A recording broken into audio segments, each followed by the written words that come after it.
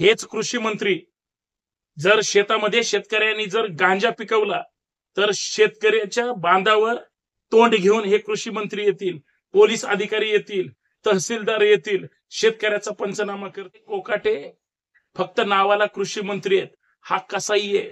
खरं तर सगळं पीक वाहून गेलं, नासाडी झाली, फळबागांचं नुकसान झालं. आता म्हणतात ढेकळाचा पंचनामा करायचा का?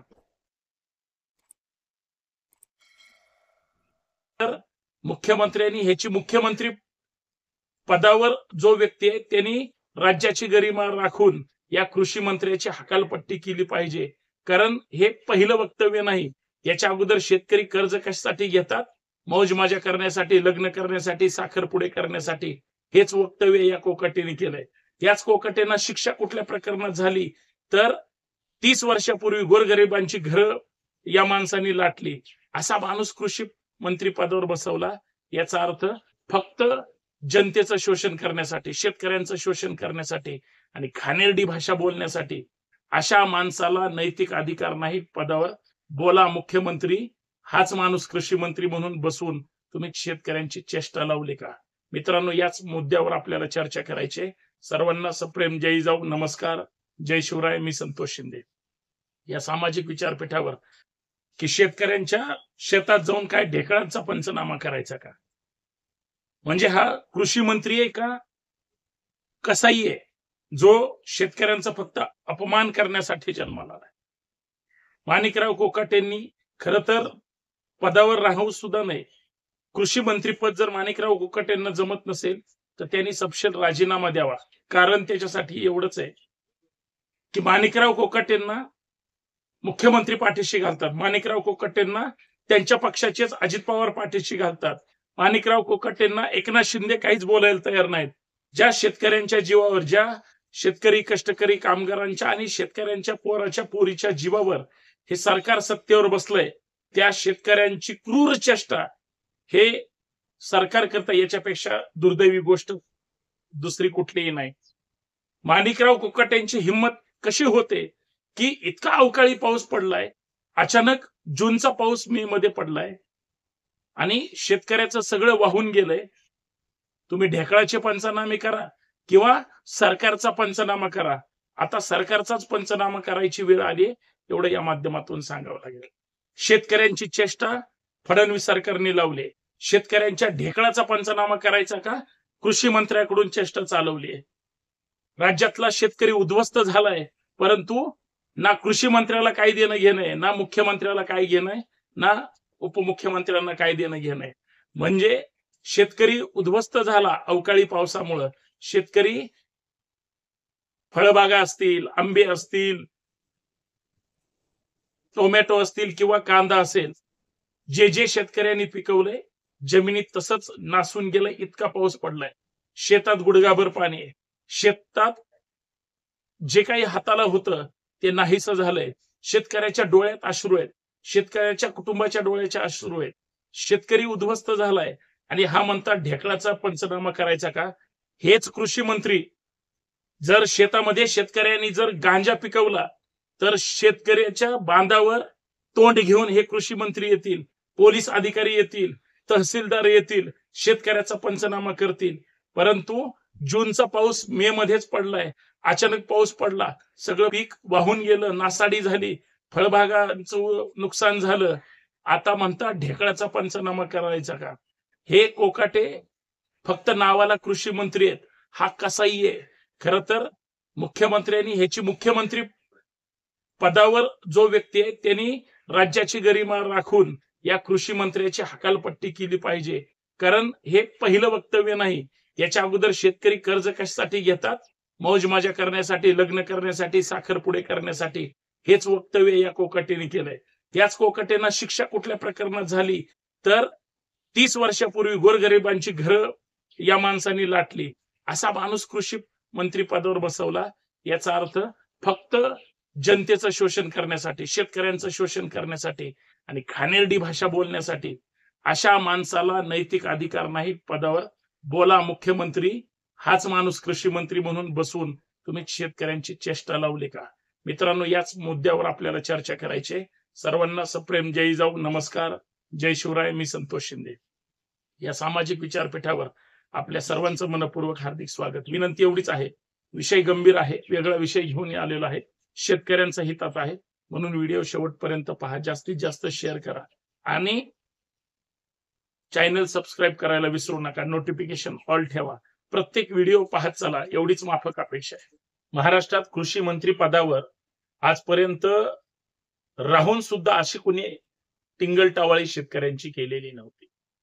खर तर देवेंद्र फडणवीसांचा हा माणूस, अजित पवारांचा हा माणूस, एकनाथ शिंदेचा हा माणूस, कारण मंत्रिमंडळात आहेत म्हणून, आणि मंत्रिमंडळात राहून राज्यातील तमाम शेतकऱ्यांची जर या पद्धतीने क्रूर चेष्टा होत असेल तर लाज वाटली पाहिजे या कृषी मंत्र्यांना. याच बांधावर जर शेतात गांजा सापडला, शेतकऱ्यांनी काही चुकीची पिकं घेतली किंवा एखाद्या शेतकऱ्याने आत्महत्या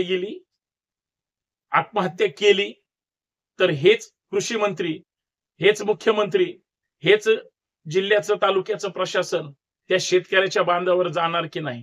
आणि राज्याचा कृषी मंत्री जर अशा पद्धतीने चेष्टा करत असेल, एका बाजूला शेतकऱ्याला मदत द्यायची सोडून, शेतकऱ्यांचं नुकसान झालंय का ते पाहायचं सोडून, सगळं जाऊ द्या, सरकार म्हणून काही संवेदना असतात की नाही, सरकार म्हणून काही भावना असतात की नाही, जर अशा पद्धतीच्या चुकीच्या भूमिका जर राज्याचा कृषी मंत्री वारंवार घेणार असेल, जो राज्याचा कृषी मंत्री गोरगरिबांना फसवून घरं लाटतो, ज्या राज्याच्या कृषी मंत्र्याचं तर खरं कृषी मंत्रीपद बाद केलं पाहिजे, अशा कृषी मंत्र्याला काहीच नैतिकता नसेल तर हे सगळ्यात मोठं दुर्दैव आहे.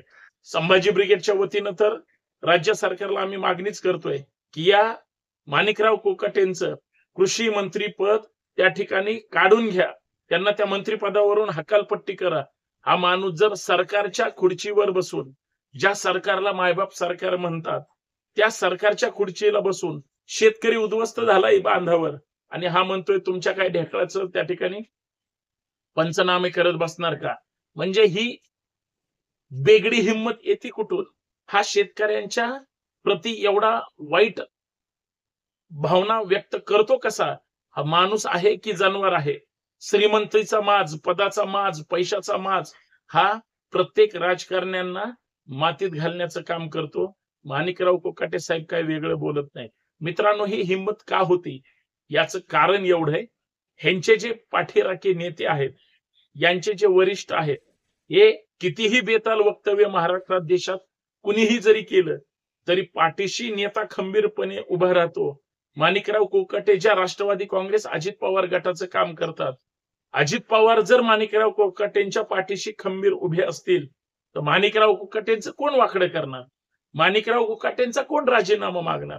शेतकरी जगला काय, शेतकरी मेला काय, शेतकरी उद्ध्वस्त झाला काय, माणिकराव कोकाटेंना काय फरक नाही पडणार.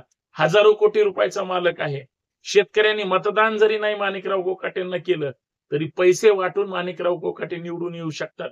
ही सगळी स्ट्रॅटर्जी ह्या लोकांना माहितीये. म्हणून माणिकराव कोकाटेंचं अजित पवार काही करू शकत नाहीत, माणिकराव कोकाटेंचं मुख्यमंत्री काही करू शकत नाहीत, माणिकराव कोकाटेंचं एकनाथ शिंदे काही करू शकत नाहीत, कारण सगळे एका माळेचे मणी आहेत. माणिकराव कोकाटेंचं हे तिसऱ्यांदा वादग्रस्त वक्तव्य आहे, तरी सुद्धा माणिकराव कोकाटेंना पाठीशी घातलं जातं. या अगोदर सुद्धा माणिकराव कोकाटे ज्या दोन गोष्टीमुळे वादात होते, एक म्हणजे शेतकरी हे कर्ज घेतात परंतु कर्ज फेडत नाहीत, बुडवतात, कर्ज काढतात आणि मग लग्न कर, साखर पुढे कर, म्हणजे शेतकऱ्यांनी कर्ज हे त्यांच्या गरजेसाठी घेतलं, हे या माणिकराव कोकाटेंना मान्य नाही.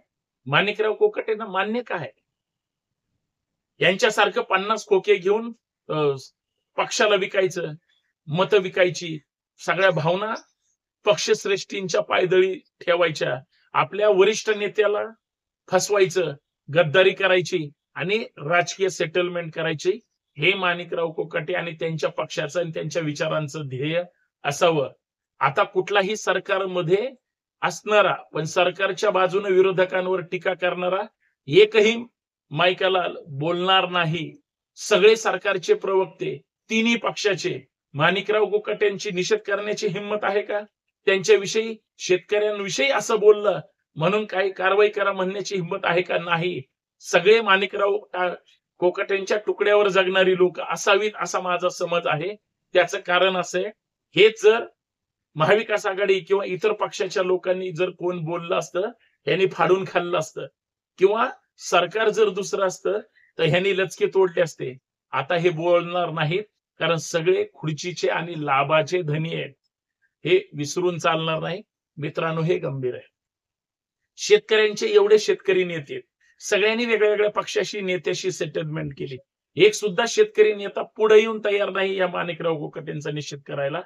कारण त्याचं कारण सुद्धा असंच आहे. सगळ्यांचे हात दगडाखाली आहेत आणि सगळ्यांना काहीतरी पद पाहिजे. किती वर्ष संघर्ष करू? किती वर्ष मी फक्त लढाच लढू? सगळं मी दुसऱ्यांसाठीच करतोय. माझं काय? या जाणीवेतून, या धारणेतून सुद्धा सगळे सेटलमेंट करून बसतायत की काय, अशी परिस्थिती आहे. मित्रांनो, मला या सगळ्या गोष्टीचा यासाठी या ठिकाणी निषेध करायचा आहे. मुख्यमंत्री माणिकराव कोकाटेंबद्दल पहिलं पण गप्प होते, आता पण गप्प आहेत. माणिकराव कोकाटेचा एक मुद्दा अजून एक आहे, जो मला तुम्हाला सांगायचा आहे. माणिकराव कोकाटेंनी त्यांच्या गावामध्ये 30 वर्षापूर्वी शासनाने घर बांधून देण्याची योजना गरिबांसाठी राबवली होती. पण ते घर कोकाटेंनीच ढापली आणि कोकाटेंविरोधात तिथले सामाजिक कार्यकर्ते त्या ठिकाणी विरोधात गेले. 30 वर्षानंतर मागच्या 2-3 महिन्यापूर्वी निकाल लागला. माणिकराव कोकाटेंना शिक्षा झाली. खरं तर नैतिक जबाबदारी पाहिजे होती. परंतु ज्या नेत्यांच्या अंगावर सिंचन घोटाळ्यासारखे, इतर घोटाळ्यासारखे 70,000 कोटीचे घोटाळे आणि ज्या घोटाळ्याची वाच्यता देशाच्या प्रधानमंत्र्यांनी केली, तोच नेता त्या प्रधानमंत्र्याच्या मांडीला मांडी लावून बसतो. तोच नेत्यावर आरोप आहे. तो दुसऱ्या नेत्यांवर काय कारवाई करणार? पक्ष काय कारवाई करणार? आणि ज्या पक्षाने दादा नेत्यांवर आरोप केले होते, आरोप करणाऱ्यांच्या मांडीला मांडी लावून ते बसल्यानंतर मुख्यमंत्री तरी काय आरोप करणार किंवा विरोध करणार? हे सगळं भ्रष्टाचारी कुरण आहे. यांना वाईट वक्तव्याचं, भ्रष्टाचाराचं, शेतकऱ्यांच्या नुकसानीचं काहीही देणं घेणं नाही. मित्रांनो, शेवटी एवढंच सांगतो, या राज्यात, या देशामध्ये शेतकरीच हा पोशिंदा आहे. शेतकऱ्याचा असा अवमान, टिंगल किंवा सतत घालून पाडून बोलणं तुम्हाला आज जरी तुम्हाला तुमचे नेते पाठीशी घालत असतील, तरी हा समाज तुम्हाला माफ करणार नाही. शेतकरी, कष्टकरी, कामगार आणि शेतकऱ्यांची पोरं, माणिकराव कोकाटेच काय, असे सगळे वाचारवीरांच्या मतदानाच्या वेळेस इथून भविष्यात पुढच्या काळामध्ये मुसक्या आवळल्याशिवाय राहणार नाहीत. आणि शेतकऱ्यांचा जो अवमान केला जातो, जी अवहेलना केली जाते, त्याचा बदला घेतल्याशिवाय राहणार नाही, हा मला विश्वास आहे. बाकी शेतकरी जागा झाला पाहिजे, शेतकऱ्याला राग आला पाहिजे आणि त्यांनी या सरकार रूपी वाचाळवीरांना धडा शिकवला पाहिजे, एवढीच माफक अपेक्षा. इडापिडा टळो आणि बळीराजाचं राज्य येवो. जय शिवराय.